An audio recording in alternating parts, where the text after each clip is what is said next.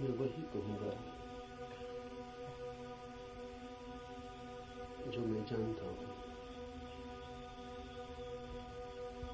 वही कहूंगा जो आप भी जान सकते हैं। लेकिन जानने से मेरा अर्थ है जीना। जाना बिना जिए भी जा सकता है, तब ज्ञान होता है एक बोझ। उससे कोई डूब तो सकता है, उबरता नहीं। जानना जीवंत भी हो सकता है, तब जो हम जानते हैं वो हमें करता है निर्भर, हल्का, कि हम उड़ सके आकाश में। जीवन ही जब जानना बन जाता है तभी पंख लगते हैं, तभी जंजीरें टूटती हैं और तभी द्वार खुलते हैं अनंत के।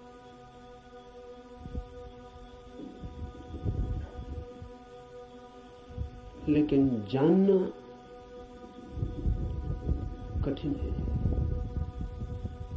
ज्ञान इकट्ठा कर लेना बहुत आसान, और इसलिए मन आसान को चुन लेता है और कठिन से बचता है।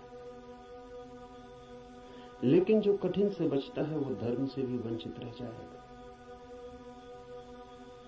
कठिन ही नहीं, जो असंभव से भी बचना चाहता है वो कभी भी धर्म के पास नहीं पहुंच पाएगा। धर्म तो है ही उनके लिए जो असंभव में उतरने की तैयारी रखते हैं। धर्म है जुआरियों के लिए, दुकानदारों के लिए नहीं। धर्म कोई सौदा नहीं है।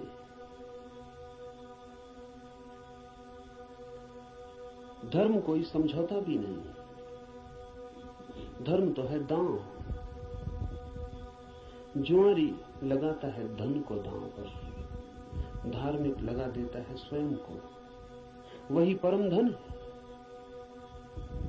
और जो अपने को ही दांव पर लगाने को तैयार नहीं, वो जीवन के गुह रहस्यों को कभी भी जान नहीं पाएगा।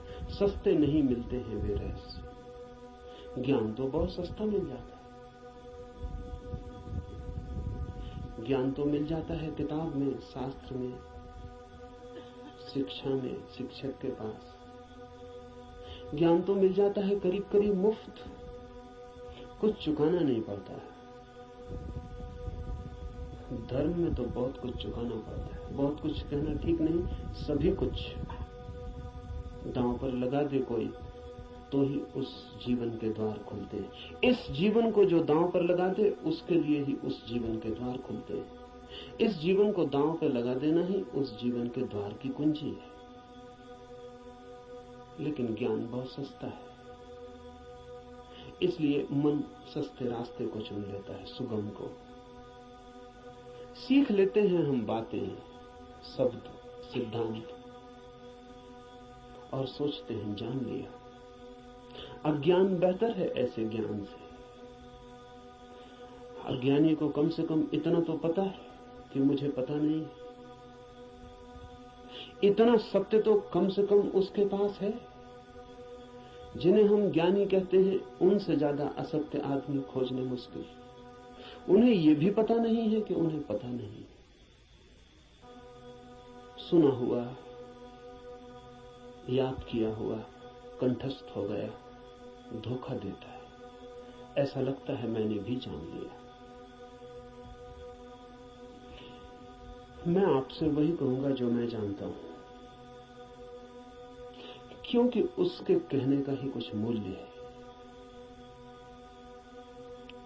क्योंकि जिसे मैं जानता हूं, अगर आप तैयार हो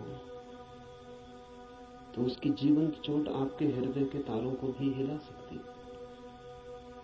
जिसे मैं ही नहीं जानता हूं, जो मेरे कंठ तक ही हो, वो आपके कानों से ज्यादा गहरा नहीं जा सकता। जो मेरे हृदय तक हो, उसकी ही संभावना बनती है। अगर आप साथ दें तो वो आपके हृदय तक जा सकता है। आपके साथ की तो फिर भी जरूरत होगी, क्योंकि आपका हृदय अगर बंद ही हो तो जबरदस्ती उसमें सत्य डाल देने का कोई उपाय नहीं। और अच्छा ही है कि उपाय नहीं है, क्योंकि सत्य भी अगर जबरदस्ती डाला जाए तो स्वतंत्रता नहीं बनेगा, परतंत्रता बन जाएगा। सभी जबरदस्तियां परतंत्रताएं बन जाती। इसलिए इस जगत में सभी चीजें जबरदस्ती आपको दी जा सकती हैं, सिर्फ सत्य नहीं दिया जा सकता, क्योंकि सत्य कभी भी परतंत्रता नहीं हो सकता। सत्य का स्वभाव स्वतंत्रता है। इसलिए एक चीज भर है इस जगत में जो आपको कोई जबरदस्ती नहीं दे सकता, जो आपके ऊपर थोपी नहीं जा सकती, जो आपको पहनाई नहीं जा सकती, उड़ाई नहीं जा सकती। आपका राजी होना अनिवार्य शर्त है, आपका खुला होना, आपका ग्राहक होना, आपका आमंत्रण, आपका अहोभाव से भरा हुआ हृदय। जैसे पृथ्वी वर्षा के पहले पानी के लिए प्यासी होती और दरारें पड़ जाती हैं, इस आशा में पृथ्वी जगह जगह अपने ओंठ खोल देती है कि वर्षा हो। ऐसा जब आपका हृदय होता है तो सत्य प्रवेश करता है।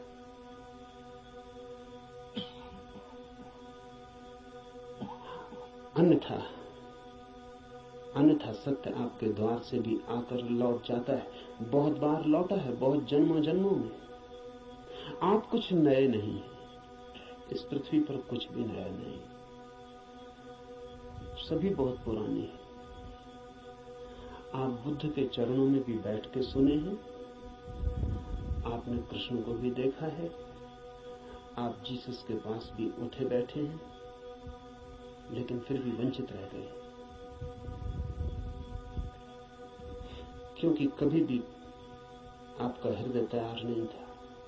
आपके पास से बुद्ध की सरिता बहती निकल गई है, महावीर की सरिता बहती निकल गई, आप प्यासे रह गए। आनंद रो रहा था जिस दिन बुद्ध के प्राण छूटने को थे और छाती पीट रहा था, और बुद्ध ने उससे कहा कि तू रोता क्यों है? जरूरत से ज्यादा मैं तेरे पास था 40 वर्ष, और अगर 40 वर्ष में भी नहीं हो पाई वो घटना, तो अब रोने से क्या होगा? मेरे मिटने से इतना परेशान क्यों हो रहा है? तो आनंद ने कहा है, इसलिए परेशान हो रहा हूं कि आप मौजूद थे और मैं न मिट पाया। अगर मैं मिट जाता तो आपको मेरे भीतर प्रवेश मिल जाता। 40 साल नदी मेरे पास बहती थी और मैं प्यासा रह गया, और अब मैं रोता हूं क्योंकि जरूरी नहीं है कि ये नदी कब किस जन्म में दोबारा मुझे मिलेगी।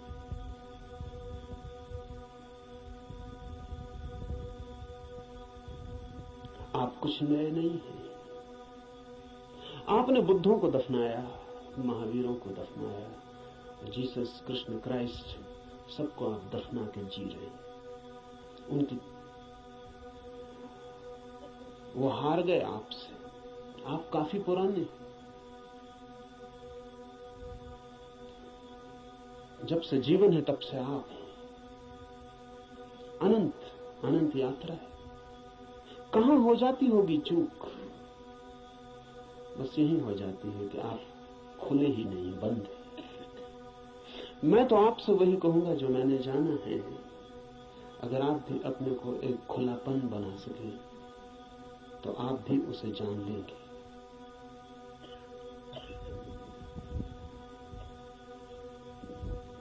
और ऐसा नहीं है कि कोई कठिनाई है बहुत, एक ही कठिनाई है और वो आप हैं। कुछ लोग कुतूहल से चलते हैं, जैसे राह चलते बच्चे पूछ लेते हैं इस वृक्ष का नाम क्या है, और अगर आप उत्तर न दें तो तत्क्षण भूल जाते हैं कि उन्होंने पूछा भी था। वो दूसरी बात पूछने लगते हैं कि ये पत्थर यहां क्यों पड़ा है।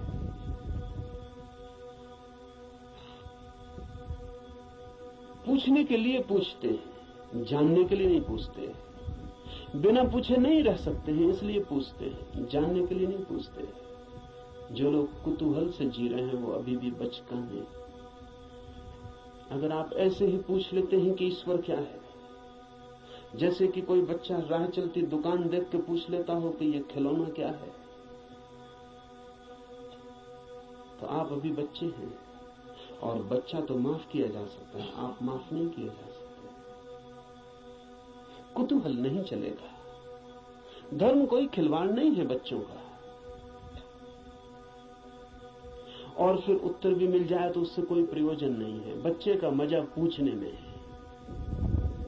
उसने पूछा, यही उसका मजा है। आप उत्तर देंगे भी तो उस उत्तर में उसे कोई बहुत रस नहीं है। क्या बात? मनस्विद कहते हैं कि बच्चे नया नया बोलना सीखते हैं तो अपने बोलने का अभ्यास करते हैं पूछ पूछ कर। जैसे बच्चा नया नया चलना सीखता है तो बार बार उठ के चलने की कोशिश करता है, बोलना सीखता है तो बार बार बोलने की कोशिश करता है। इसलिए बच्चे एक ही बात को कई दफा कहते हैं। इसलिए कई दफा कहते हैं क्योंकि उन्हें बोलने का एक नया अनुभव, एक नया आयाम मिला है। उस नए आयाम में वे तैर के अभ्यास कर रहे हैं।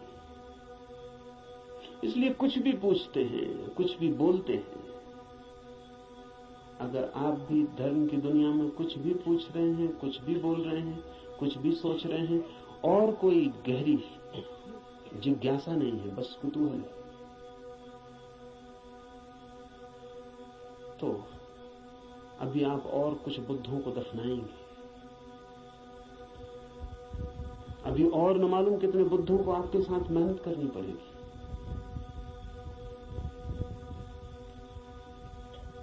कुतूहल से सत्य का कोई संबंध नहीं। कुछ लोग कुतूहल से थोड़ा आगे बढ़ते हैं और जिज्ञासा करते हैं। जिज्ञासा में थोड़ी ज्यादा गहराई है, लेकिन बस थोड़ी ज्यादा। जिज्ञासा भी बहुत गहरी नहीं, वो भी उथली है। क्योंकि जिज्ञासा है केवल बौद्धिक, और बुद्धि भी ऐसी है जैसी खाज होती है, खुजलाएं तो थोड़ा रस आता है, ऐसा बुद्धि को भी खाज होती रहती है। ईश्वर है, आत्मा है, मोक्ष है, ध्यान क्या है, करने के लिए नहीं। ईश्वर क्या है, जानने के लिए नहीं, चर्चा के लिए, बातचीत के लिए।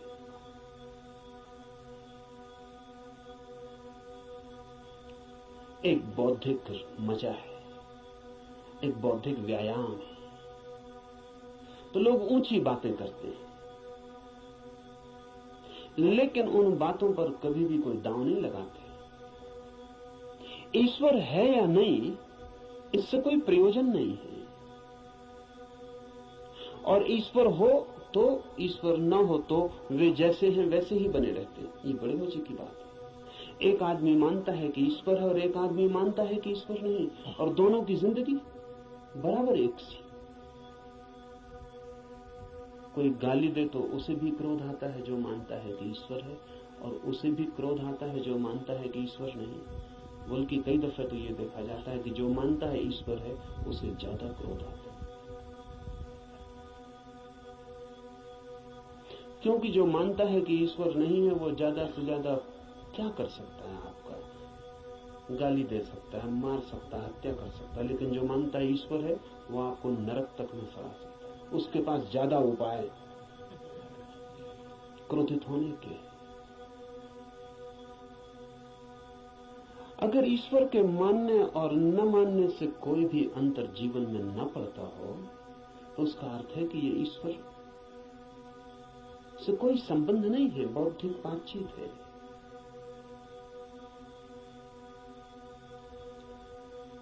ऐसी जिज्ञासा हो तो आदमी दार्शनिक हो जाता है, चिंतन मनन करने लगता है, शास्त्र अध्ययन करने लगता है, बहुत सिद्धांत इकट्ठे कर लेता है, पक्ष में विपक्ष में सोच लेता है, वाद विवाद करता है, शास्त्रार्थ करता है, लेकिन जीता कभी नहीं।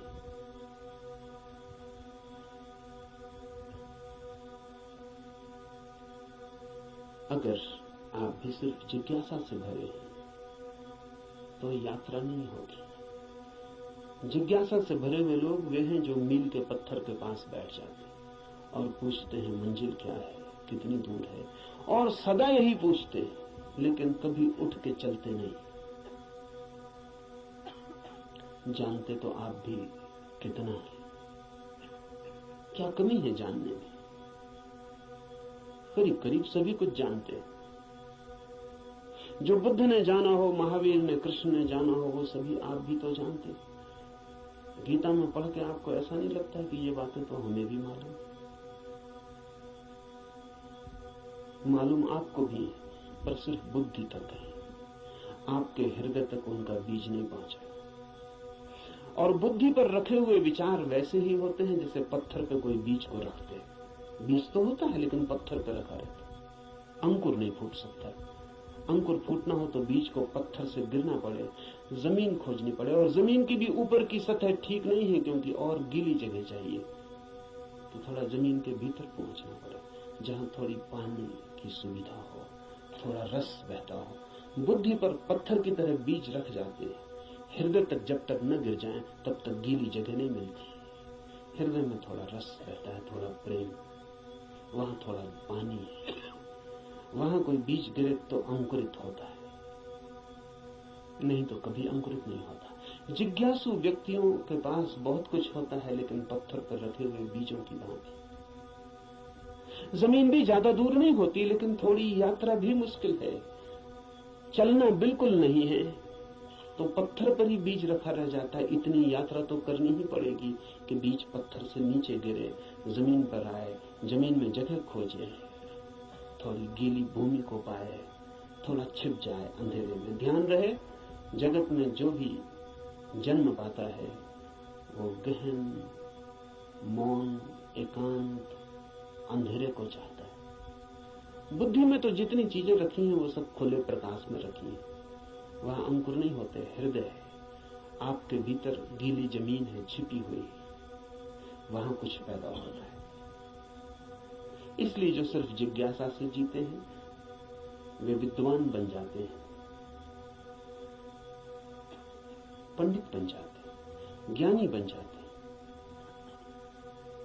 लेकिन कुछ अंकुरित नहीं होता उनके भीतर। कोई नया जन्म, कोई नया जीवन, कोई नए फूल, कुछ भी नहीं।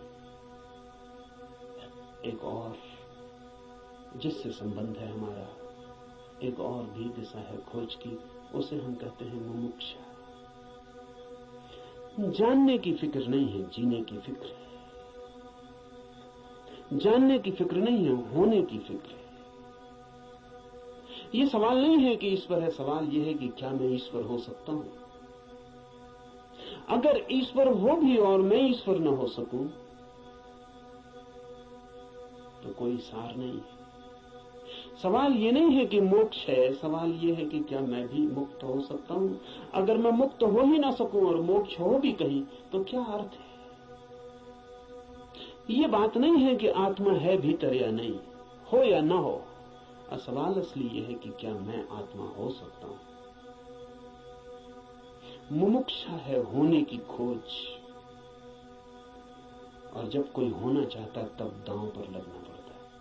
इसलिए कहता हूं धर्म है जुआरियों का काम। वही कहूंगा जो मैं जानता हूं, जो जिया है। अगर आप तैयार हुए दांव पर लगाने को, तो जो मेरा अनुभव है वो आपका अनुभव भी बन सकता है। अनुभव किसी के नहीं होते, जो भी लेने को तैयार हो उसी के हो जाते हैं। सत्य पर किसी का कोई अधिकार नहीं, जो भी मिटने को राजी है वही उसका मालिक हो जाता है। सत्य तो उसका है जो भी उसे मांगने की तैयारी दिखलाता है, जो भी अपने हृदय के द्वार खोलता है और उसे पुकारता है।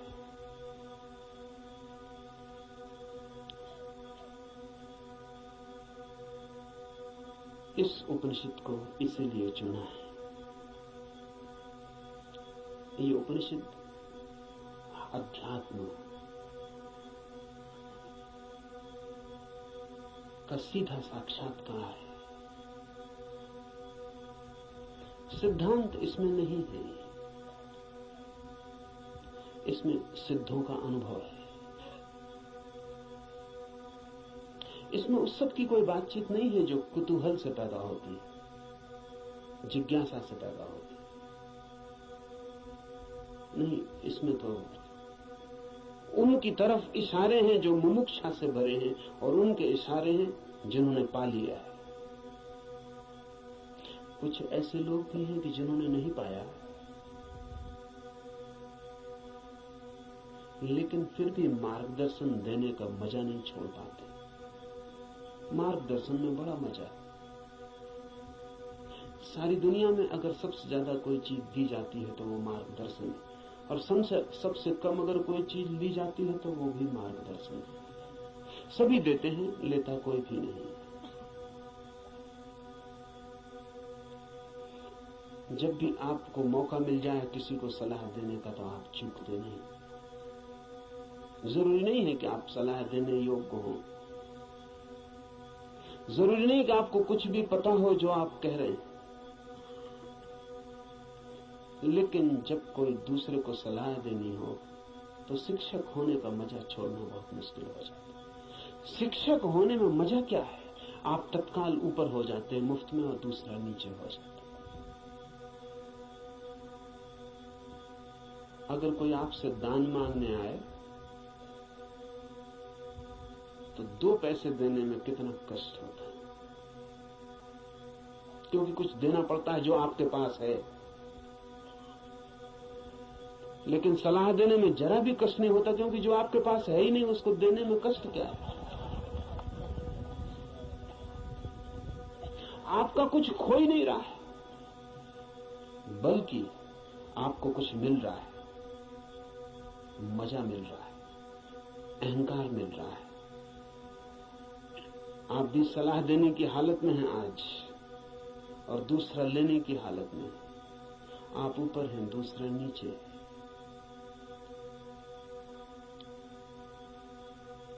इसलिए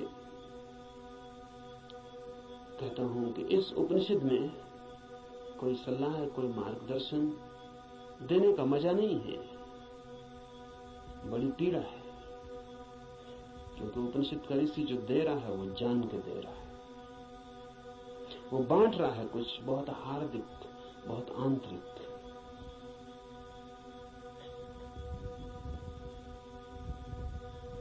संक्षिप्त इशारे हैं लेकिन गहरे हैं, बहुत थोड़ी सी चोटें हैं लेकिन प्राणघातक है। और अगर राजी हो तो तीर सीधा हृदय में चुभ जाएगा और जान लिए बिना न रहेगा, जान ही ले लेगा। इसलिए थोड़ा सावधान, थोड़ा सचेत, क्योंकि ये सौदा ही खतरनाक है। इसमें पागल हुए बिना कोई मार्ग ही नहीं है, इसमें अपने को मिटाए बिना पाने का कोई उपाय ही नहीं। यहां तो खोने वाले ही बस पाने वाले बनते हैं। और इसीलिए इस उपनिषद को भी चुन लिया है। ऐसे तो सीधा ही आपसे कह सकता हूं, कोई कारण इस उपनिषद को चुनने का नहीं है, बहाना, आड़। क्योंकि तीर सीधा मारो आदमी बच सकता है, उपनिषद की आड़ से थोड़ी सुविधा रहेगी, इसलिए चुन लिया है कि आपको ऐसा भी पता नहीं लगेगा कि मैं कोई सीधे ही आपको तीर मार रहा हूं। तो बचने का जरा उपाय कम हो जाता। सभी शिकारी जानते हैं कि थोड़ी आड़ से शिकार ठीक होती है। ये उपनिषद सिर्फ आड़ है और इससे कुछ लेना देना ज्यादा नहीं। जो मैंने जाना है वही कहूंगा, लेकिन उसमें और उपनिषद में कोई अंतर नहीं है, क्योंकि इस उपनिषद के ऋषि ने जो कहा है वो जानकर ही कहा।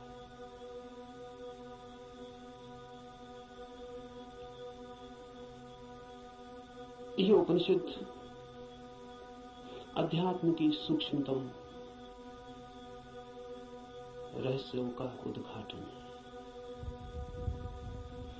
लेकिन अगर मैं उपनिषद पर ही बात करता रहूं तो डर है कि बात ही रह जाए।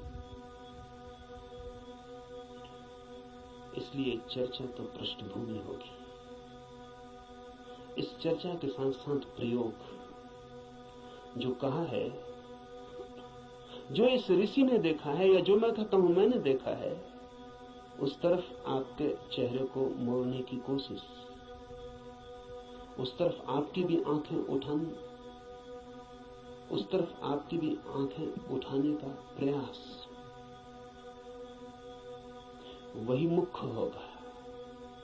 उपनिषद की बात तो सिर्फ हवा पैदा करने के लिए होगी कि आपके चारों तरफ वे तरंग पैदा हो जाएं, कि आप भूल जाएं 20वीं सदी को, पहुंच जाएं उस लोक में जहां ये ऋषि रहा होगा।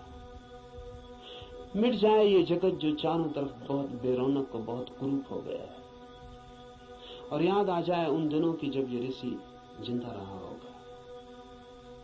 एक हवा, एक वातावरण, बस उसके लिए उपनिषद। पर उतना काफी नहीं है, जरूरी है, काफी नहीं है। तो जो मैं कहता हूं, अगर आप उसको सुन के ही रुक जाते हैं तो मैं मानूंगा आपने सुना भी नहीं, क्योंकि सुन के जो चलता नहीं है, मैं नहीं मान सकता कि उसने सुना है।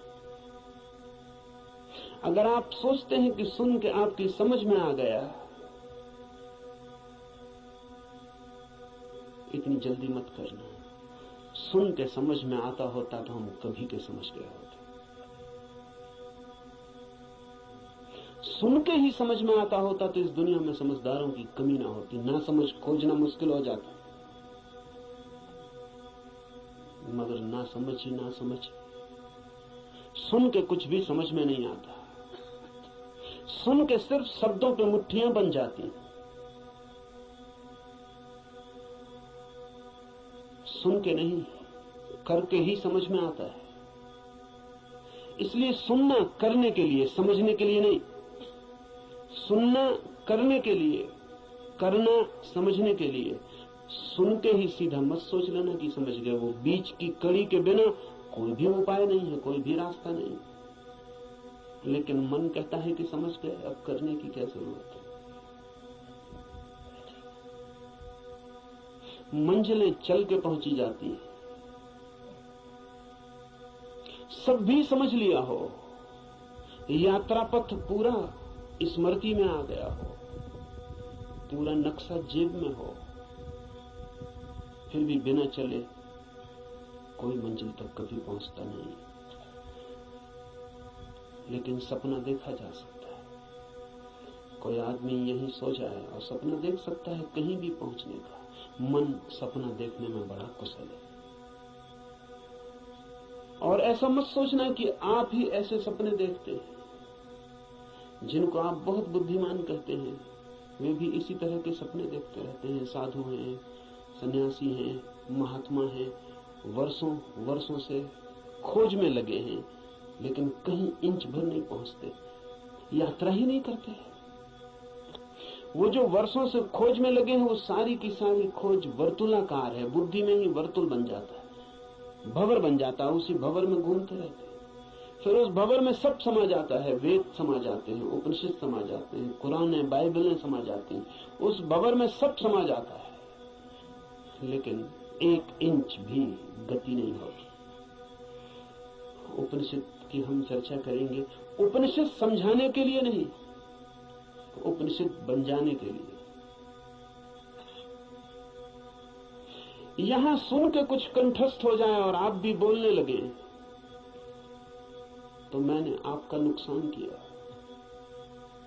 मैं फिर आपका मित्र साबित न हुआ।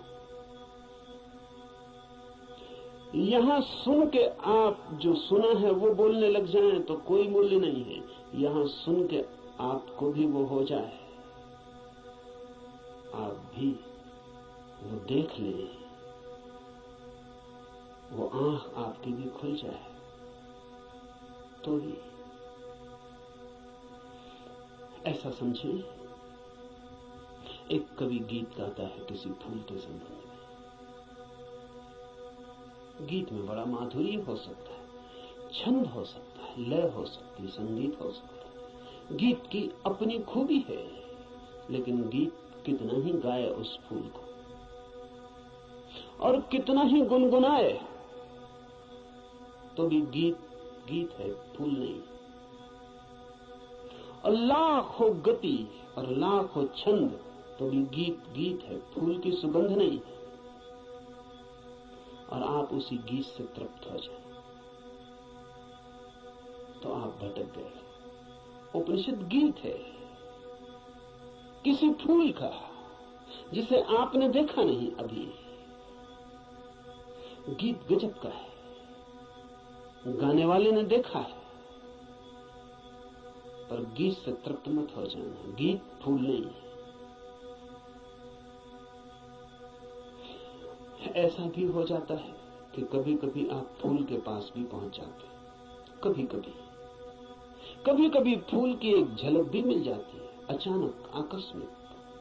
क्योंकि फूल कोई विजाती ही नहीं है, आपका स्वभाव है, आपके बिल्कुल निकट है, किनारे किनारे है। कभी कभी छू जाता है बिना आपके, बावजूद आपके। कभी कभी फूल एक झलक दे जाता है, कोई बिजली कौन जाती, किसी क्षण में आकस्मिक अनुभव में आ जाता है। कुछ और भी है इस जगत में, यही जगत सब कुछ नहीं है। इस पथरीले जगत के बीच कुछ और भी है जो पत्थर नहीं, फूल है, जीवंत, खिला हुआ, जैसे किसी स्वप्न में देखा हो या अंधेरी रात में चमकी हो बिजली और कुछ दिखा हो और फिर खो गया हो।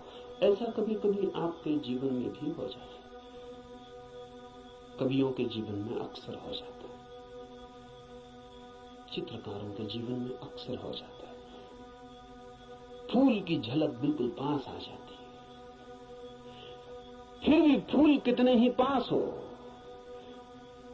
और कितनी ही झलक मिल गई हो, पास होना भी दूर होना ही है। और कितने ही पास आ जाए फूल तो भी फासला तो बना ही रहता। और मैं बिल्कुल हाथ से भी छू लूं फूल को तो भी पक्का नहीं है कि जो अनुभव मुझे होता है वो फूल का है, क्योंकि हाथ खबर लाने वाला है। और हाथ अगर बीच में गलत खबर दे दे तो कुछ भरोसा नहीं। और हाथ सही ही खबर देगा, इसको मानने का कोई कारण नहीं। फिर हाथ जो खबर देगा वो फूल के संबंध में कम और हाथ के संबंध में ज्यादा होती।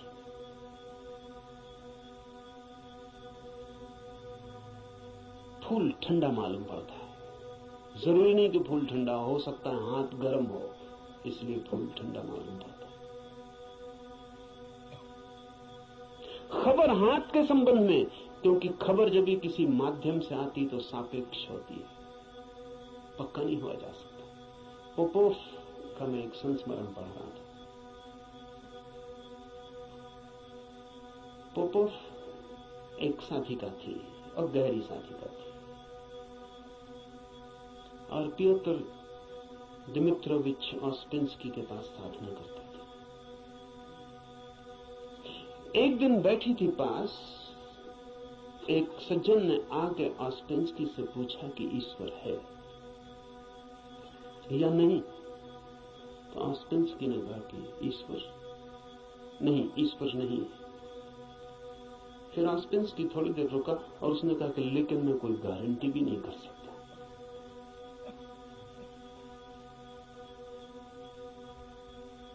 क्योंकि जो भी मैं जानता हूं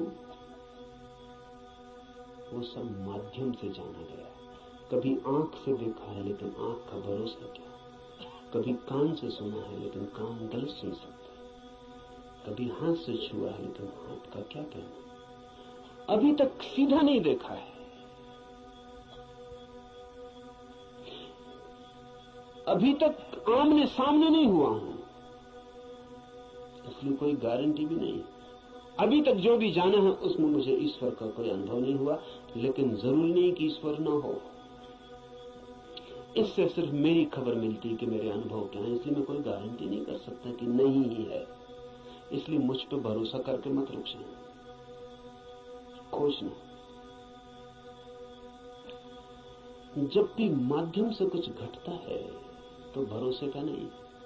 अगर फूल के बिल्कुल पास भी पहुंच जाएं तो भी आंख देखती है, हाथ छूते हैं, सुगंध नाक में आती है, ये भी दूरी का अनुभव है। तो कभी कभी कोई कवि उस परम फूल के इतने पास पहुंच जाता है तो उसकी गीत में उतर आती है गूंज उसकी, लेकिन फिर भी बुद्ध नहीं है वो, महावीर नहीं है वो। महावीर कौन है, बुद्ध कौन है? बुद्ध है वो चैतन्य जो फूल ही हो गया। इतनी भी दूरी न रही कि फूल को देखा हो, फूल ही हो गया। फूल होकर ही पूरी तरह जाना जा सकता है क्या है। उपनिषद के ऋषि की बात है, गीत है किसी फूल के संबंध में, उसे गुनगुनाना, मिठास है बड़ी उसमें, स्वाद है उसमें बहुत, लेकिन वो फूल नहीं है, गीत ही है। अगर प्रयास करेंगे तो कभी कभी झलक भी मिलेगी। मेरे पास लोग आते हैं, वो कहते हैं ध्यान में बड़ी झलक मिली, लेकिन फिर खो गई। अनंत प्रकाश हो गया था, फिर खो गया। आनंद ही आनंद हो गया था, लेकिन अब कहां है? अब खोजते हैं और नहीं मिलता। झलक का मतलब है पास पहुंच गए थे, झलक तो खो ही जाएगी। इसलिए ध्यान ज्यादा से ज्यादा झलक ही दे सकता है। उस पर भी मत रुक जाना कि उसी झलक को पकड़ के बार बार खोजते रहना है। ध्यान का तो मूल्य इतना है कि झलक मिल जाए, फिर आगे जाना है समाधि में, ताकि आप फूल ही हो जाए।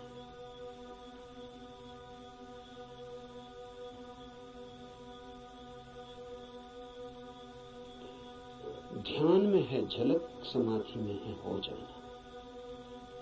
झलकों पे मत रुकना, झलकें बड़ी प्रीति कर, सारा जगत बासा मालूम पड़ने लगता है। एक झलक ध्यान में मिल जाए उस जीवंत की, फूल की, उस खिलावट की जो भीतर है, तो सारा जगत फीका और व्यर्थ हो जाता है। लेकिन फिर कुछ लोग झलकों को पकड़ लेते हैं और उन्हीं को दोहराने लगते हैं और सोचते हैं सब हो गया। नहीं, जब तक आप ही ना हो जाएं, ईश्वर ही जब तक आप ना हो जाएं, तब तक भरोसा मत करना कि ईश्वर है। हो सकते हैं, क्योंकि है ही। खोलना है जरा, उघाड़ना है जरा। छिपे हैं, मौजूद हैं अभी और यहीं। थोड़े से वस्त्र हैं और बड़े झीने वस्त्र हैं कि चाहें तो अभी उतार कर फेंक दें और नग्न हो जाएं और ईश्वर हो जाएं। लेकिन बड़ी पकड़ है, झीने तो हैं लेकिन पकड़ गहरी। क्यों है ये पकड़ इतनी? ये पकड़ है क्योंकि हम सोचते हैं ये वस्त्र ही हमारा होना, यही हम, इसके अलावा हमें कुछ और किसी अस्तित्व का पता नहीं। इस उपनिषद में इशारे होंगे उस अस्तित्व के जो वस्त्रों के पार है, और इस उपनिषद के साथ साथ हम करेंगे ध्यान ताकि मिले झलक, और आशा बांधेंगे समाधि की ताकि हम भी हो जाएं वही जिसे हुए बिना न कोई संतोष है, न कोई शांति, न कोई सत्य। उपनिषद शुरू होता है प्रार्थना से। प्रार्थना है समस्त जगत से। सूर्य कल्याणकारी हो, वरुण, अर्यमा, इंद्र और बृहस्पति, विष्णु कल्याणकारी हो, उस ब्रह्म को नमस्कार हो। हे वायु, तुम्हारे लिए नमस्कार, क्योंकि तुम प्रत्यक्ष ब्रह्म हो। मैं तुम्हें ही प्रत्यक्ष ब्रह्म कहूंगा। सत्य और रित वे सब मेरी रक्षा करें, आचार्य की भी। इस प्रार्थना से शुरू होता है। धर्म की यात्रा प्रार्थना से शुरू होगी ही। प्रार्थना का अर्थ है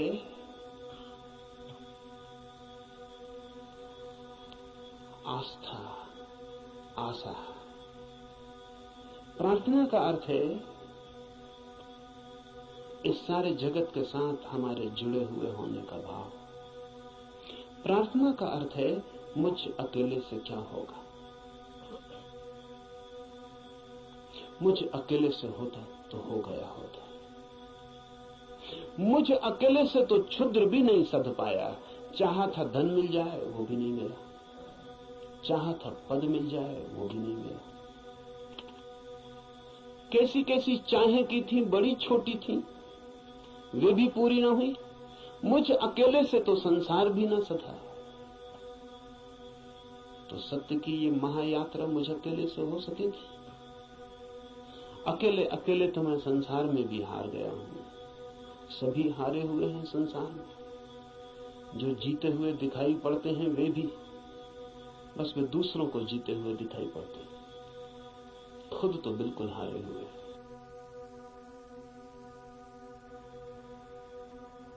आप भी अपने को हारे हुए दिखाई पड़ते होंगे, औरों को तो आप भी जीते हुए दिखाई पड़ते हैं। आपसे भी पीछे लोग हैं जो आपको समझते हैं पा लिया आपने, जीत गए संसार में। लेकिन भीतर से अगर हम आदमी को देखें तो एक एक आदमी हारा हुआ है। संसार पराजय की लंबी कथा है, वहां जीत होती ही नहीं, वहां जीत हो ही नहीं सकती। वो संसार का स्वभाव नहीं, वहां हार ही नियति है, किसी की नहीं, किसी व्यक्ति की नहीं, संसार में होने की नियति ही हार है। वहां हारना ही होगा, वहां कोई कभी जीतता नहीं। वहां हम नहीं जीत पाए जहां क्षुद्र था, स्वप्न था, शंकर कहते हैं माया है, वो माया में भी हार गए। सपना था, भ्रम था, वहां भी तो जीत ना पाए।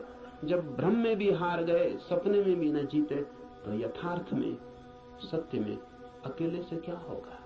प्रार्थना का अर्थ है संसार में पराजित हुए व्यक्ति का यह अनुभव कि जन्मों जन्मों तक चेष्टा करके मैं हार गया, क्षुद्र में तो विराट में मेरी सामर्थ्य। इसलिए प्रार्थना, इसलिए सारे जगत को पुकारा है ऋषि ने कि मुझे साथ देना। सूर्य को पुकारा है, वरुण को पुकारा, ये सब नाम है, प्रतीक है जीवन की समस्त शक्तियों की। सूर्य को पहले पुकारा है क्योंकि सूर्य हमारा जीवन है, उसके बिना हम नहीं होंगे। हमारे भीतर सूर्य ही जीता है, जलता है। उधर सूर्य बुझ जाए, यहां हम बुझ जाए। सूर्य ही हमारा प्राण है, इसलिए पुकारा। कहा वायु को नमस्कार है, विशेष रूप से वायु को नमस्कार कहा है इस प्रार्थना में, क्योंकि तुम प्रत्यक्ष ब्रह्म हो। अजीब सी बात है, थोड़ा सोचे। बड़े मजे की बात है, क्योंकि वायु है बिल्कुल अप्रत्यक्ष और सब चीजें प्रत्यक्ष। सूर्य को कहा होता प्रत्यक्ष ब्रह्म हो, जीते जागते जलते प्रखर, समझ में आता। सूर्य को नहीं कहा प्रत्यक्ष ब्रह्म, कहा वायु को जो बिल्कुल दिखाई पड़ती नहीं, बिल्कुल अप्रत्यक्ष। कहां है प्रत्यक्ष वायु? सिर्फ अनुमान है कि है, लगता है कि है, भासता है कि है, दिखाई तो पड़ती नहीं। आंख के सामने कहां है? प्रत्यक्ष का मतलब है आंख के सामने है। जो आंख के सामने वायु बिल्कुल नहीं है, पत्थर पहाड़ सब आंख के सामने, वायु नहीं है।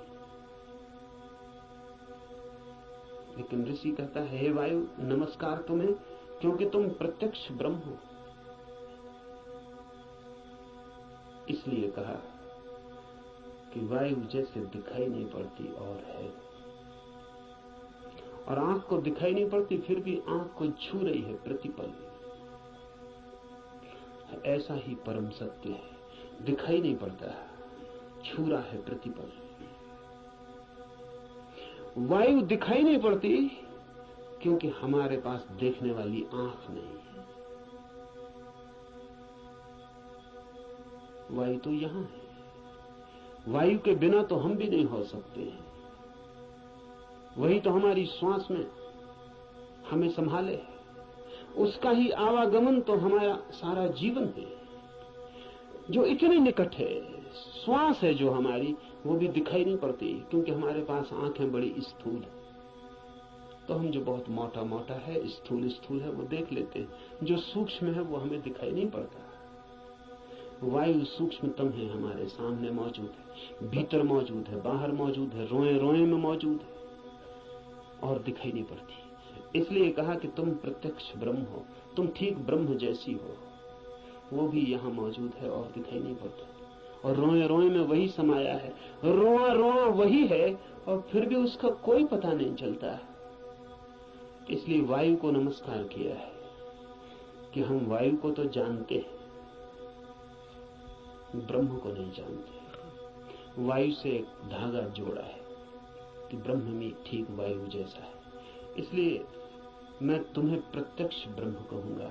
ऋषि कहता है वायु को सत्य और ऋत के नाम से भी कहूंगा, क्योंकि तुम ठीक उस जैसी हो जो है और जिसका हमें पता नहीं, जो हम स्वयं हैं और जिसका हमें पता नहीं, जो अभी और यहां सदा से मौजूद है और हमें उसका पता नहीं। लेकिन ये खोज पूरी हो सके अगर सब देवता रक्षा करें। देवता से अर्थ है सदा से जीवन की अनंत अनंत शक्तियां, और जीवन है एक विराट जाल अनंत शक्तियों का। आपका होना भी एक विराट जाल है अनंत शक्तियों का। मिलता है आप में सूर्य, मिलता है वरुण, मिलता है इंद्र, मिलती है वायु, मिलती है अग्नि, मिलती है पृथ्वी, सब कुछ मिलता है आकाश, सब आप में मिलते हैं। अगर एक व्यक्ति को हम पूरा का पूरा जान लें तो हमने बीज रूप में समस्त अस्तित्व को जान लिया। सब कुछ उसमें है, सबका दान उसमें है, सब मिलकर ही उसका अस्तित्व है। इन सब की सहायता की प्रार्थना है, लेकिन क्या सूर्य सहायता करेगा?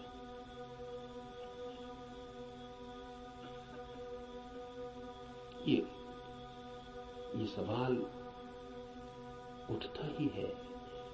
प्रार्थना भी की तो क्या सूर्य सहायता करेगा? प्रार्थना भी की तो क्या वायु सहायक हो जाएगी? प्रार्थना भी की तो पृथ्वी क्या सहायता करेगी? पृथ्वी की सहायता और सूर्य की सहायता का सवाल नहीं है। आपने प्रार्थना की, यही बड़ी सहायता है। इसे थोड़ा ठीक से समझ लें। कोई सूर्य आके आपको सहायता नहीं करेगा, लेकिन आपने प्रार्थना की, इसका जो परिणाम है वो सूर्य पर नहीं होगा, आप पर होगा। क्योंकि प्रार्थना करने वाला चित्त हो जाता है विनम्र, प्रार्थना करने वाला चित्त हो जाता है असहाय, प्रार्थना करने वाला चित्त स्वीकार कर लेता है इस बात को कि मुझ अकेले से नहीं होगा। प्रार्थना करने वाला चित्त मिटने को तैयार हो जाता है। प्रार्थना करने वाला चित्त अपने अहंकार को, इस भाव को कि मैं कर सकता हूं, छोड़ देता है। इसके परिणाम होते हैं। प्रार्थना का सारा परिणाम आप पर होता है। प्रार्थना से सूर्य नहीं बदलता, आप बदलते हैं। प्रार्थना से जगत नहीं बदलता, आप बदलते हैं। लेकिन आपके बदलते ही दूसरे जगत में आपका प्रवेश हो जाता है। प्रार्थना आमतौर से जब आप करते हैं तो यही सोचते हैं कि कोई कुछ करेगा, इसलिए प्रार्थना कर। न, प्रार्थना है एक उपाय, एक device.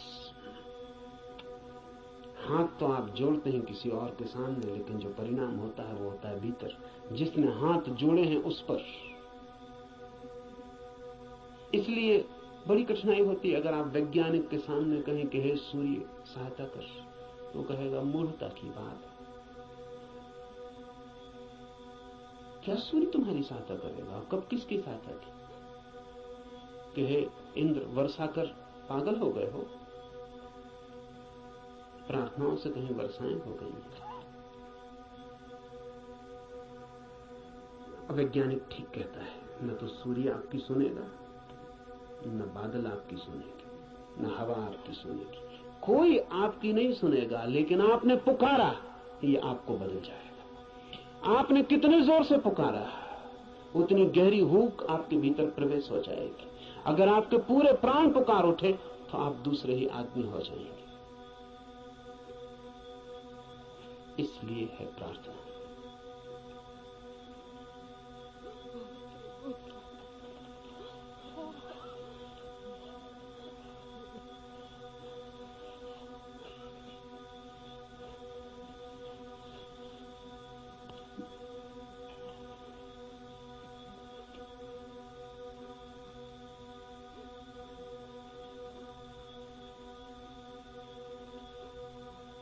Jean-Paul Sartre has named his autobiography Words.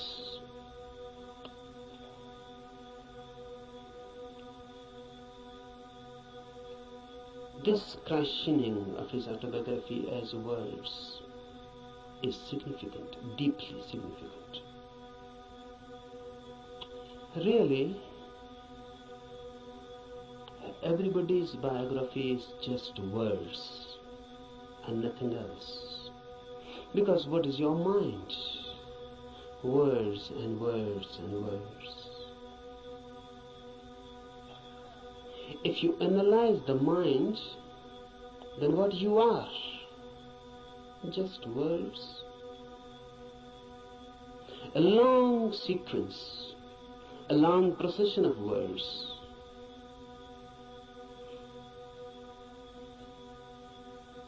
This is everybody's autobiography. But if you are nothing but words, then you are not. Then you are yet unborn.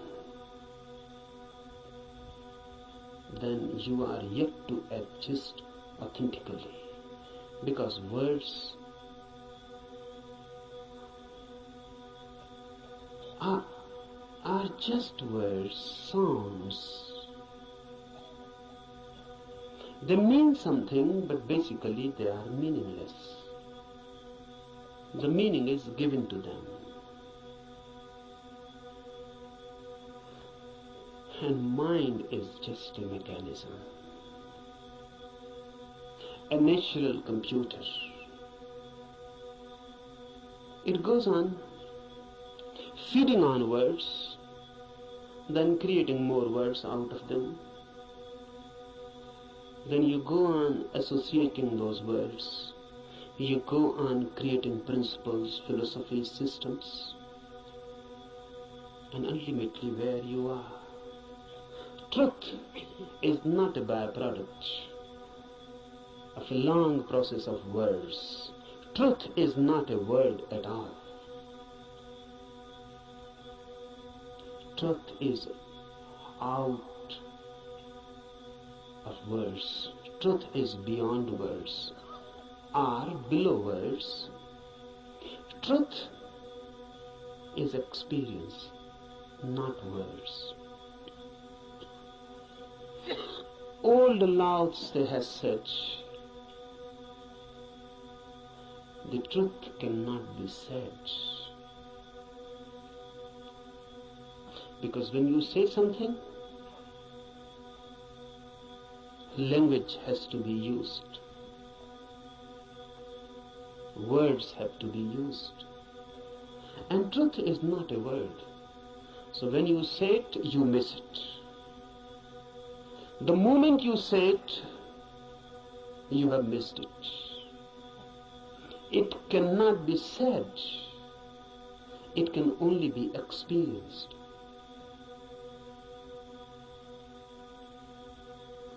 It can only be lived. Unless you live it, you cannot know it. But we know. That's the problem.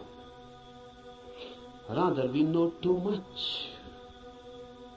We know more than enough. What's our knowledge? Words accumulated. You can accumulate them logically, rationally. You can create and edifice a beautiful system. Just as you can make a house with playing cards, but you cannot live in it. It is house just as a name. You cannot live in it. Out of words you can create a palace, a system, a philosophy, but you cannot live in it. Philosophers create beautiful systems, but they always live out of them. They cannot live in it. That is impossible. Nothing is wrong with them. The very system is such that it cannot be lived. One Immanuel Kant, or some Hegel,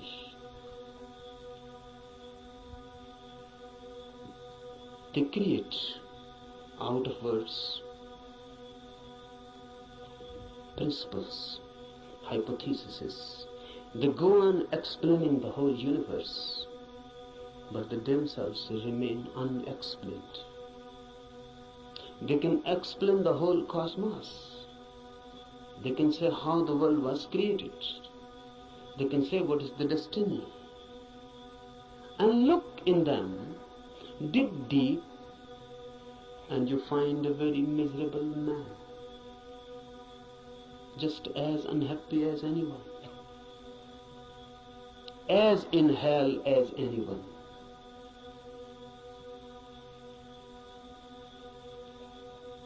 Don't believe in words. They are the greatest deception created by humanity. And word has become our world. We live in it, we eat it, we ride on it. The word beats in our hearts and the word circulates in our blood. We are just a collection, a big collection of words. Mind is very miser about words. It goes on accumulating.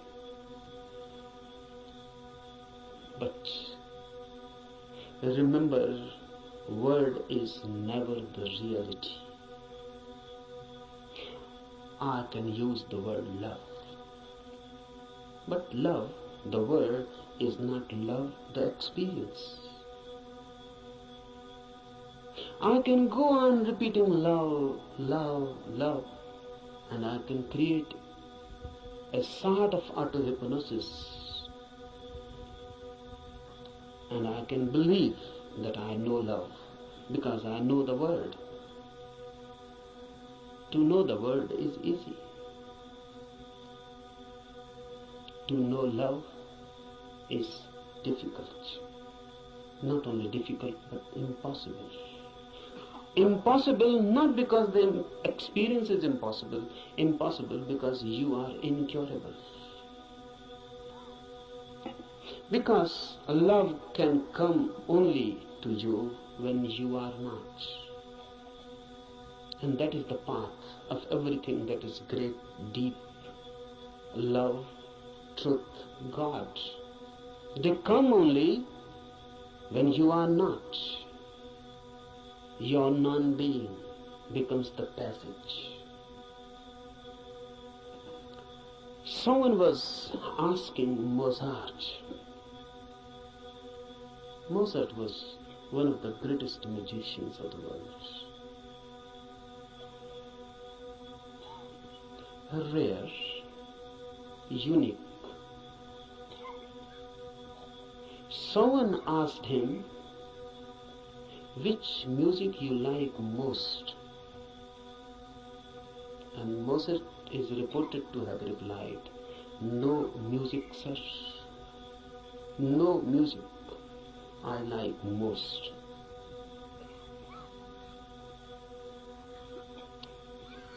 Difficult to understand, difficult to penetrate in, but very significant. The reply is just unique, unexpected, and from a musician. He says no music is the best. Have you ever heard the music which Mozart calls no music? You have heard sounds, and if sounds can be put in a system, in a rhythm, it becomes music. Music means rhythmic sounds, but sounds. If they are unrhythmic, it becomes noise. If they are rhythmic, it becomes music. But what is no music? No music means no sounds, silence. Silence has a music of its own, but you cannot hear it as you are. You are filled with words, so you can understand sounds. You are filled with noise, that's why music has so much appeal. You are so much filled with noise, crowdy noise, mad noise, that when someone creates music outside, you forget your noise inside. You are magnetized by the music outside. You forget yourself.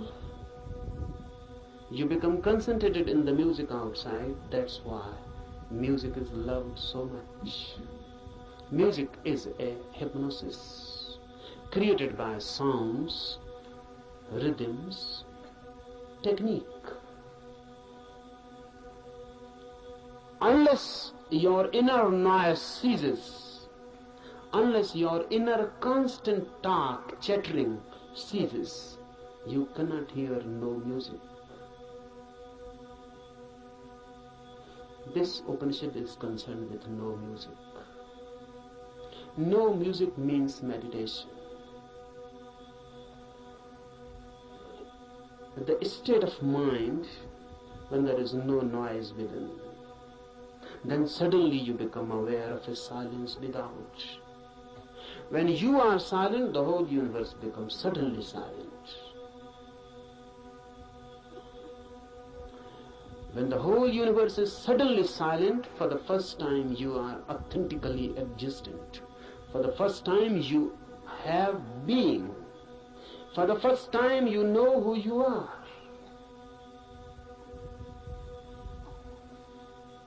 No music is meditation.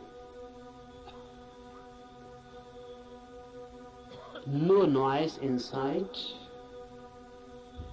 creates the possibility, the situation in which you can hear the soundless silence which is everywhere, just here and now. It is there, but you are chattering inside. You cannot hear it. You are too much engaged, too much occupied. It cannot penetrate you.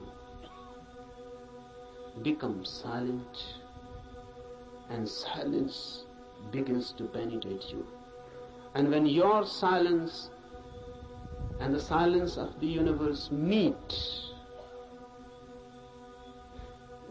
you have encountered God. You have come face to face. This is what is meant by immediate Brahma. Immediate experience of the divine, when your silence meets the silence of the universe. When these two silences meet, they become one. Because two silences cannot be two. Remember this. Two noises are two. Two silences cannot be two, because there is nothing in between them which can become a wall, which can become a division. Two silences immediately become one. They cannot remain two, because where is the point which can divide them? So when your inner silence meets the silence of the universe, you are no more, neither is the universe. A new oneness. You explode into a new oneness. You are Brahma, not encountering clearly, because there is no other. Note this point, because Upanishads are the first teachings in the world which say you cannot see God.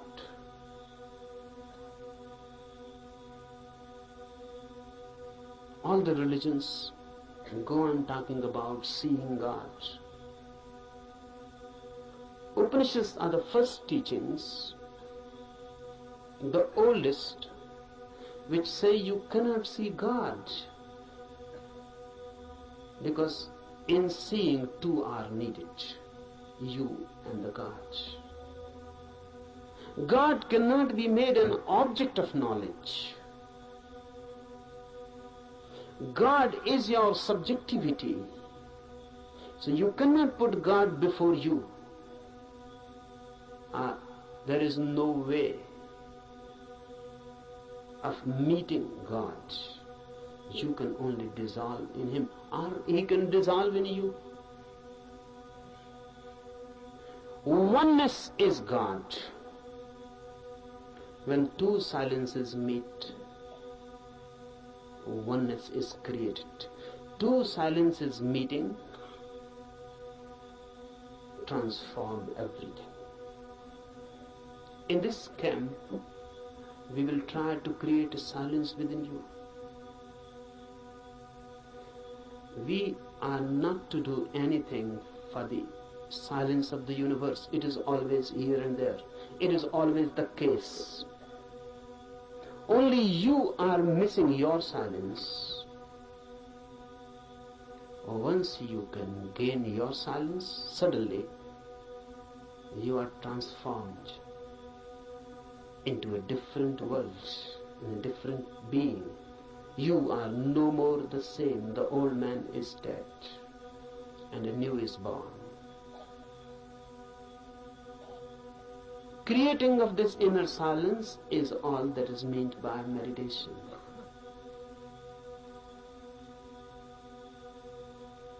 Remember this. We are not interested in teachings. Teachings are of no use in themselves unless they are practiced. We are interested in this Upanishad only as a practical device. The Upanishad is not for me some doctrine to be believed, or some system to be believed, or some philosophy to be believed. Upanishads are practical guides. They believe not in changing your mind, but in changing you. They are not concerned with any change of your ideology. They are concerned with you directly, with your being. Remember this, knowing is your periphery and being is your center. Knowledge is added to you, being can never be added. Being is that which you are already. Knowledge is that which goes on being added to you. And it happens, unfortunately, it happens for many, that their being becomes just more and more burdened with their knowledge. Knowledge is going to be piled up on you by the society, by culture, by everything. Knowledge is utilitarian. It is needed. So everyone goes on accumulating knowledge. Knowledge is power. It gives you energy, particularly to move in the world, to act in the world. It helps. It is instrumental. But if you become too much identified with this knowledge, you forget that you are more than what you know. Then you forget that you are pillars to your knowledge. Then you forget that your foundational being is not your knowing. What you know is just your memory. How to penetrate this knowing and to reach the innermost center which you are. Silence, no music, non-chattering, no inner talk. But how to do it? It is difficult. It is difficult because you can start a new talk inside. How to stop it? How to meditate? You can start a new talk. That will not do. The way to do is to throw this inner nonsense out completely. To go through a catharsis. Whatsoever goes on in, make it out, throw it, express it. If you can throw all your mind out, you create a space within. In that space, silence happens. So, we are not going here to sit silently with closed eyes and making an effort to stop the inner talk, the inner noise. You cannot do that way. You can only add something more to it. Your efforts for stopping anything inside will create more noise. So here we will be concerned with the technique of expression, not suppression. We will be throwing the mind out. Throw it out completely. Throw it out so much that inside no mind happens. Even for a single moment you can find inside there is no mind, no talk, no words. You have tasted something of the beyond. Immediately, you are in tune with the infinite. This we are going to do. This is not a camp for teaching anything. I am not going to teach you something. I am going to help you to grow into something, to be something different. Cooperate with me, because unless you cooperate, nothing can be done. This cooperation is not only needed from you, you must ask, you must request, you must invite and pray, so that all the forces of the world, all the forces of the universe cooperate with you. That's why this Upanishad, Adhyatma Upanishad, starts with a prayer. This prayer is beautiful. Om, let the sun be beneficent for us, and Varun, and Aryama, and Indra, Brihaspati and all be beneficent for us. Let Vishnu be beneficent for us.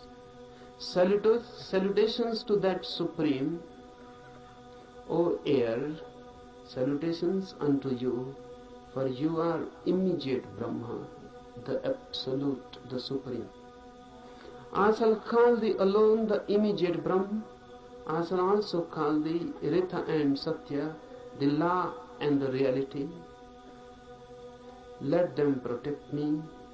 Let them protect the Acharya, the teacher.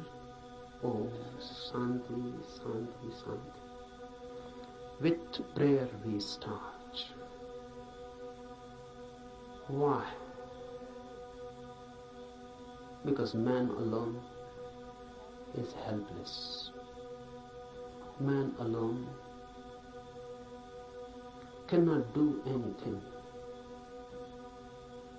Because man alone is nothing. Man is just a meeting point of million and million forces. In you, every universal force is crossing. You are just a crossroad. The sun, the air, the earth, the fire, the ether, everything is passing through you. You are just a crossroads. Remember this, because then you become part of this cosmos. And this is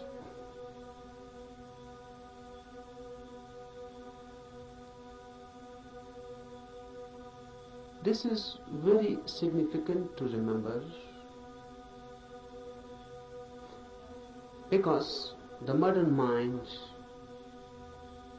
thinks itself to be isolated, not in tune with the universe, but in conflict, in a struggle. The Western attitude has always been of a struggle, conflict.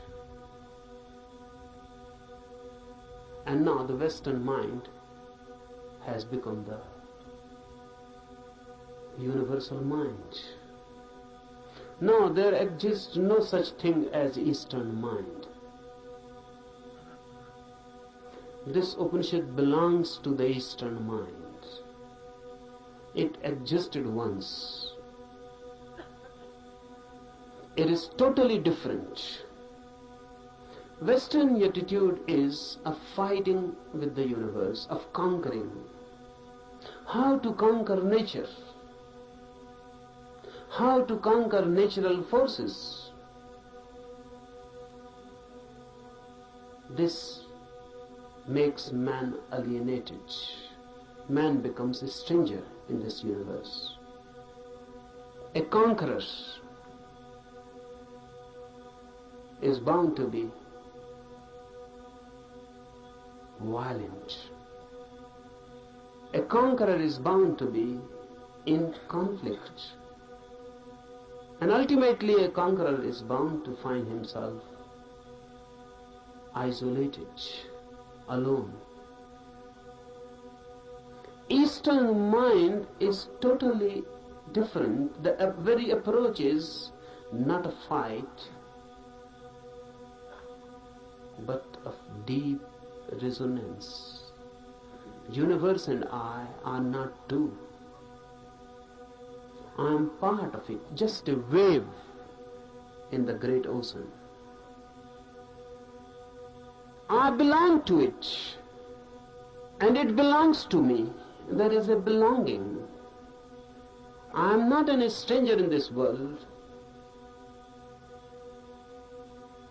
I am not forced on this world. I am not an enemy, and the world is not inimical towards me. I am part of it, and not a mechanical part, but an organic part. Just like my eyes are my organic part. My hands are my organic part. I touch through my hands. I see through my eyes. My seeing has become my eyes, and my touching has become my hand. The universe has become man in you. The universe has become a particular individual in you. You are not different from it. You are just a wave. And the universe is flowering through you. This is Eastern way of looking at the world. Man in tune. That's why prayer. Prayer is a bridge. It makes you feel again at home. Even the sun is not so far away.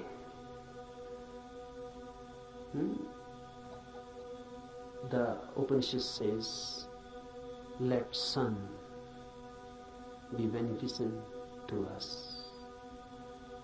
Let everything be beneficent to us. Let everything be a blessing to us and a help. Why? Because truth is not yours or mine. Truth means the center of this universe. And if you are in conflict with the universal forces, you can never reach it. Only in a deep friendship, deep intimacy, the universe opens its doors for you. So prayer is just creating a forgotten intimacy. Look at it in this way. A child is born. The moment a child is born, he is separated from his mother. Before birth, in the womb, he was one. With the mother, one. There was no separation. The child and the mother were one. The child existed within the mother as part, organic part, because even the child was not breathing. The mother was breathing and the child was alive through mother's breath. The child's heart was not beating. The mother's heart was beating and the child was alive through mother's heart. The child was not eating. The child was not doing anything. The child was just part and parcel of the mother. Then the child is born and separated. Then the child grows as individual.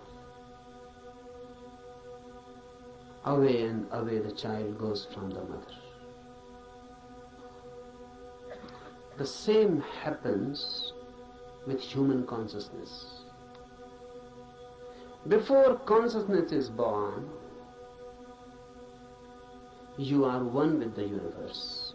In deep sleep, you again fall into that oneness. When there is no dreaming and no thought, there is no mind. And when there is no mind, there is no ego. In deep sleep, you are no more. Because your mind is no more. Who you are in your deep sleep, can you say? What is your name? When you are deep, dreamlessly asleep, who are you? What is your name? There is no name. Because if there is name, you are not deep asleep. The name is just a surface thing. Who are you, a Hindu or a Mohammedan? A Christian, Catholic or Protestant? Who are you? Educated, uneducated, poor or rich, a beggar or a king? Who are you? Man, woman, young or old? In deep sleep, you are none. Still you are. You cannot say that you are. Absolutely not. You are.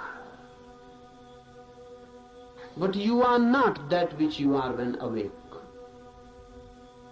While dreaming, while awake, you are a mind. While deep asleep, you are a no mind. The mind is lost, dissolved, but the being is. Deep prayer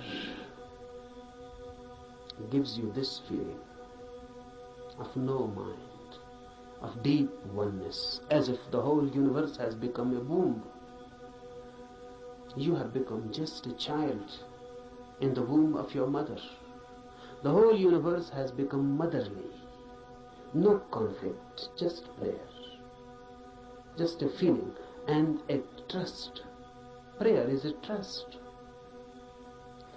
The child in the womb of his mother cannot distrust, or can. How can he distrust? He trusts his mother totally. He is no mind, so how can he doubt? How can he distrust? Whatsoever the mother is good, is beneficial.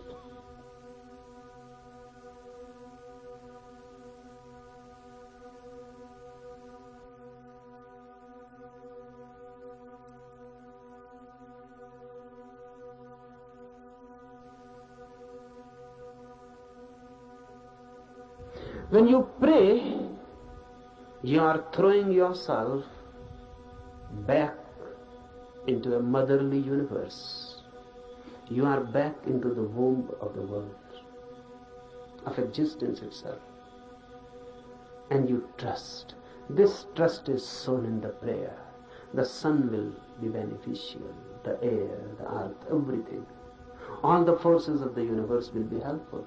This is a deep trust. How it works? What is the mechanism of it? Is it that all these forces are going to help you? No.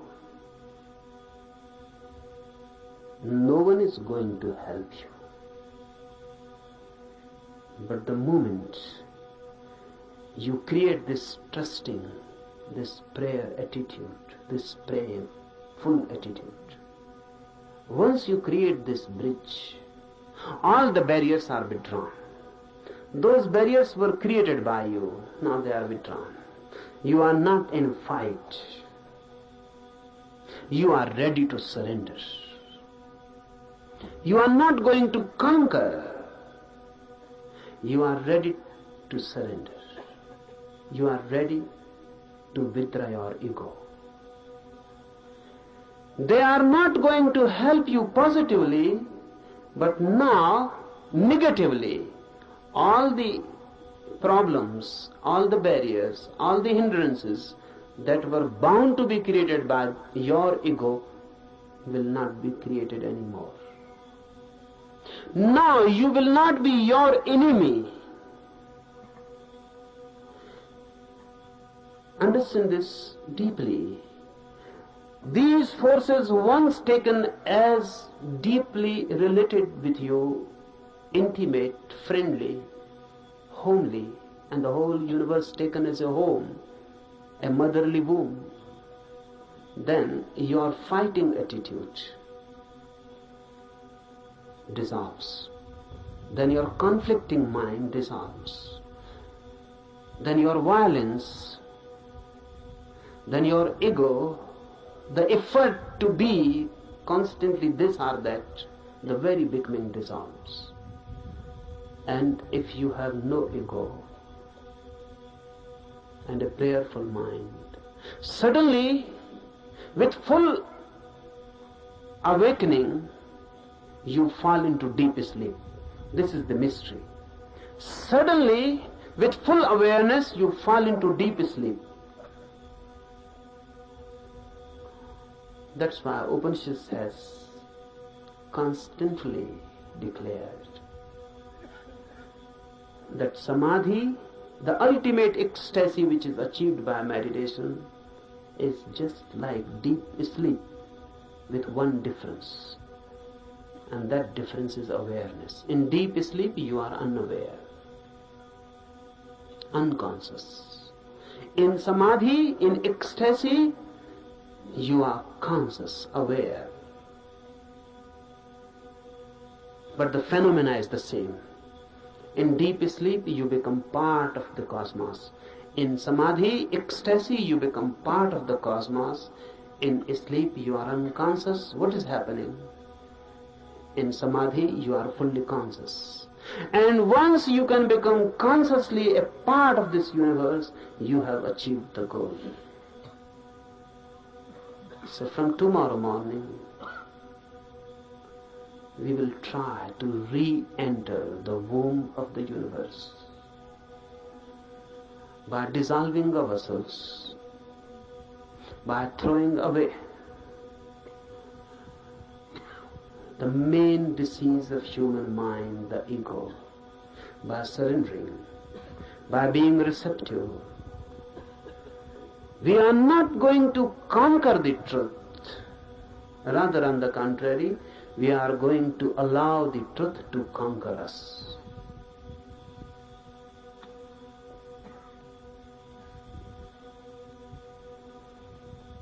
Now, some instructions for the morning meditation.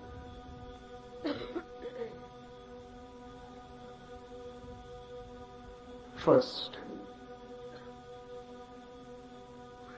don't be serious at all. For this whole camp, don't be serious at all. I consider seriousness to be a fatal disease.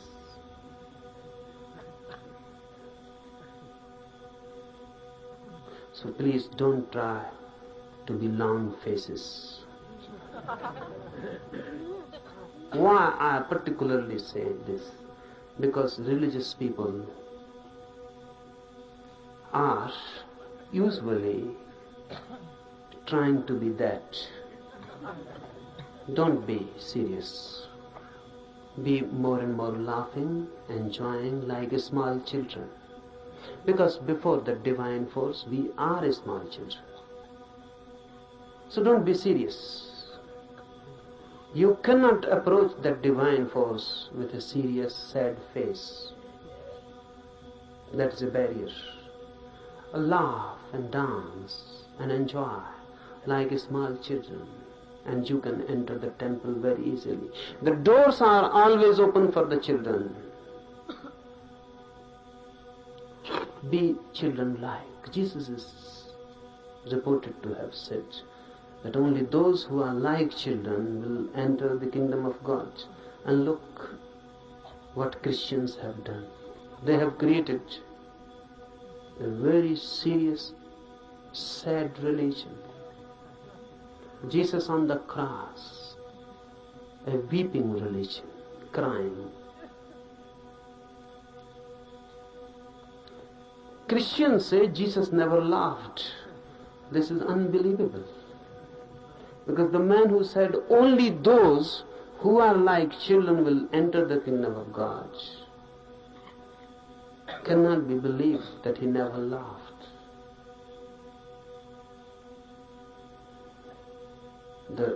The quite vice versa can be believed, that he continuously laughed, never stopped laughing, even in his sleep. But this cannot be believed, that he never laughed.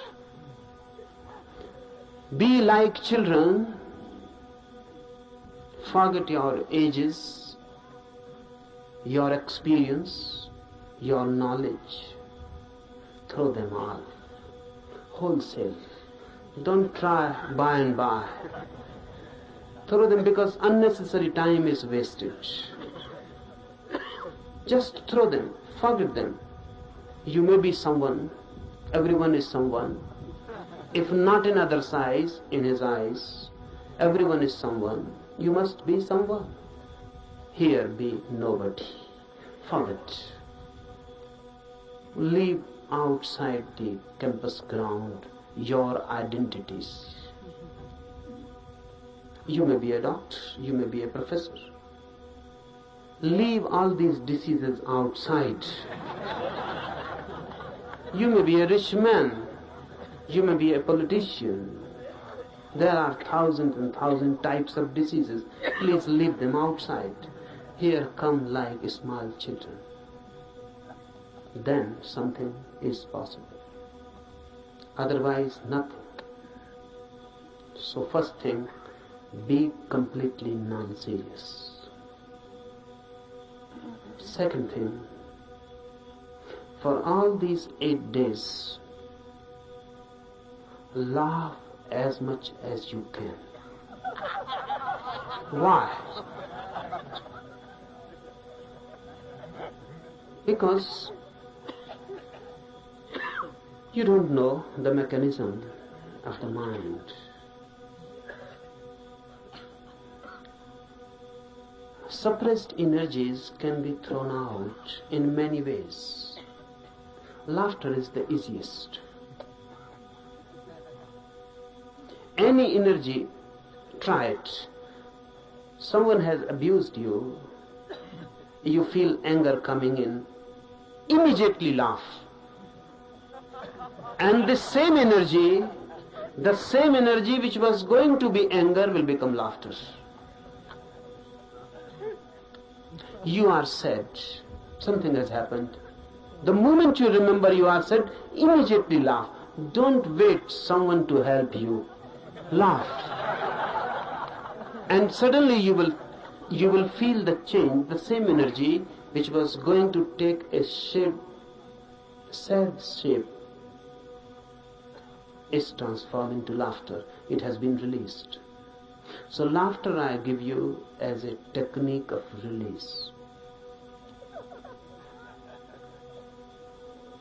And don't try to be miser about it.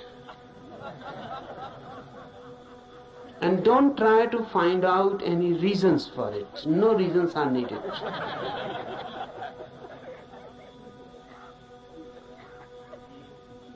Take it as a help for meditation.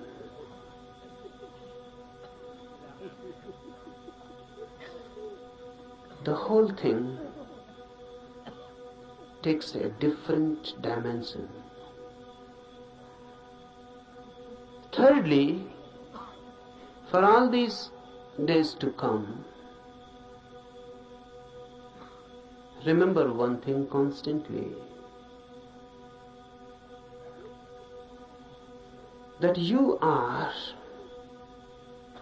to create a situation in you in which the divine can be invited. So don't do anything. Don't behave in such a way that the situation is disturbed. What do I mean? Be more graceful. Be more loving. Be more compassionate. So that you can create a situation in which the divine can become a guest, be a host. Just think of it. The divine coming to you as a guest. What you will do? How you will behave? How you will clean your house? How you will celebrate? How you will create a space in your house. Constantly for all these 8 days, remember this, that you are going to be a host to the divine. So behave.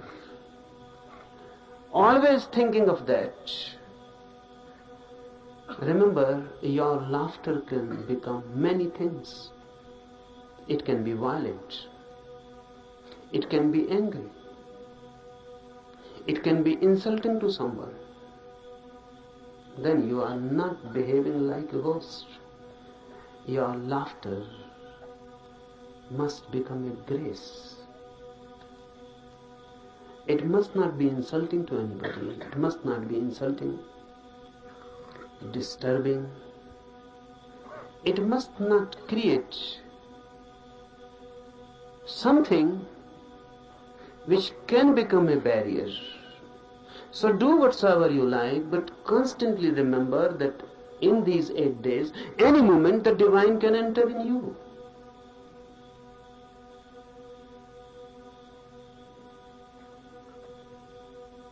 Any moment the divine can enter.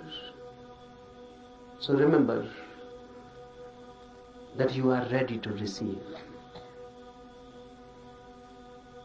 Don't talk much, fourthly. Don't talk much. If you can be silent completely, that's better. If you cannot be, then less and less talk. Be telegraphic. Use as many words are absolutely necessary. That will conserve energy. Our talking is much a wastage. Conserve energy. Don't talk. Don't read. In the morning we will be doing meditation, in the afternoon, in the night. The remaining time,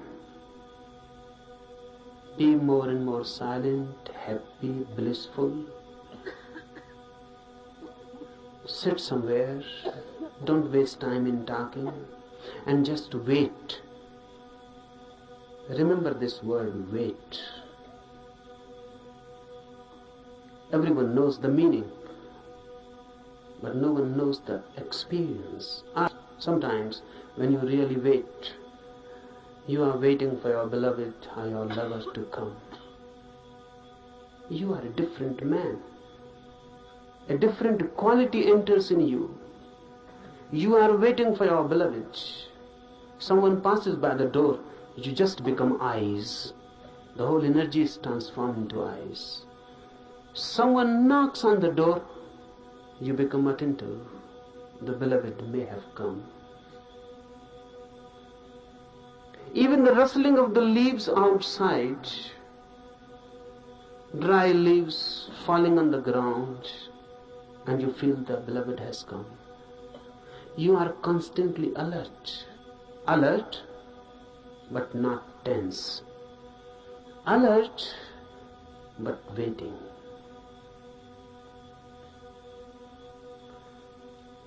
For all these 8 days, wait. Do meditations, be happy, and wait. Don't be impatient. That's what I mean. Be alert and not tense. Don't be impatient. You cannot force the guest to come. You can only invite and wait. So give the invitation and wait. Any moment the guest, and if you are not alert, you may miss the moment. Any moment the guest can come, and you are angry and talking to someone else, you may miss him. Any moment the phenomena is possible, but if you are not there, you may miss for lives. No one can say when the next moment of such opportunity will come. Wait. And lastly, meditation needs you in your totality. Nothing less will. If you withhold something and just do it half-heartedly, it is better not to do it, because the whole effort is useless. You will be simply tired and nothing will happen. So unnecessarily, why tire yourself? If you are half in it, you will be tired. And if someone feels tired, remember this and find out you will be half in it. If you are totally in it, you will be refreshed, not tired. This is the difference. If you are totally in it, nothing has been retained, nothing has been withheld. You were in it totally. The doer was not standing outside, the doer had become the doing. Then you will come out of his fresh like the dew in the morning, fresh like a rose just opening, fresh, full of energy, light, dancing, blessed. And not only blessed, in such a state of mind that you can bless others. But that happens only when you are total in it. It never happens when the minor part has moved. Then there is a tension between you standing and between you moving. Then you have become two. Then you are split. That split, that inner tension between two, creates tiredness. You feel exhausted, not vitalized. You feel just as if your energy has been sucked out. You will feel it. So whenever you feel it, go deep and ask, are you split into two, divided? The effort that do, either stop completely, don't do. That's better. Because you are not deceiving yourself. It is honest. Or be totally in it, move in it. When you move totally in it, it has a different quality. Suddenly, there is no tension, no conflict, no struggle within. Your whole being has gone into it. And you have never gone into anything as total. You have not loved as total. You have not done anything as total, always partial. That's why your life is just moment exhausted. You feel just dying every moment. No beauty, no flowering out of it, just death. Out of life, only death. That shows what you are doing with yourself. Otherwise, life is every day, every moment a new flowering. Every day a new achievement. Every day a new height and a new depth. And if you can go on, moment to moment, moving totally in your life, death becomes itself the deepest experience of life. There is no death then. But it is difficult to move totally in anything. At least try with meditation. If you can move in meditation totally, then you can move in other dimensions also totally.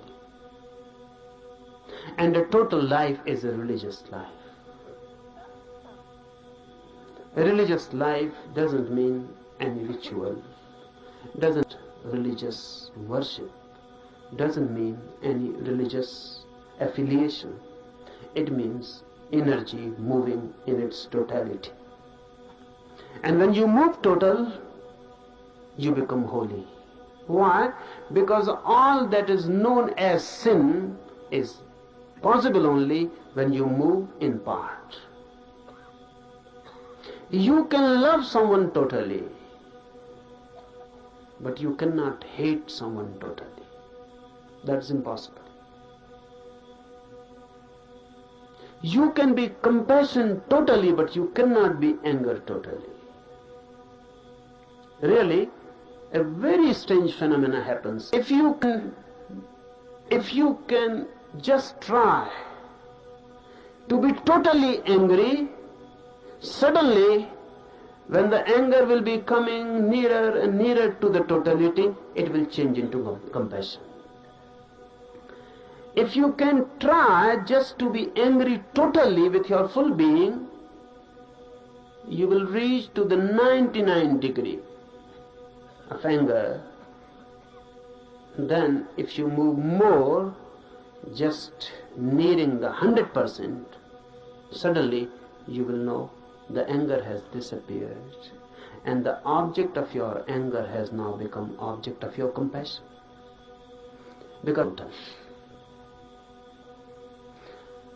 I define sin as that which can be done only partially, with your own one part. And I define virtue, punya, as that which can be done only totally. If you do it partially, it cannot be done. This sin cannot be done with your total being, and the virtue cannot be done with your partial involvement. You have to move into with your whole being. And when the whole being moves into something, you become holy. Religious man. Wait, try for these 8 days. This thing, the happening, is possible for everyone. It is also for you. No one is excluded. Everyone is called and invited. Be courageous and take a jump. We start with a prayer. We start with a surrender. All the universal forces, let them be beneficent to us. Let their blessings be with us. आज के लिए इतना ही. Enough for today.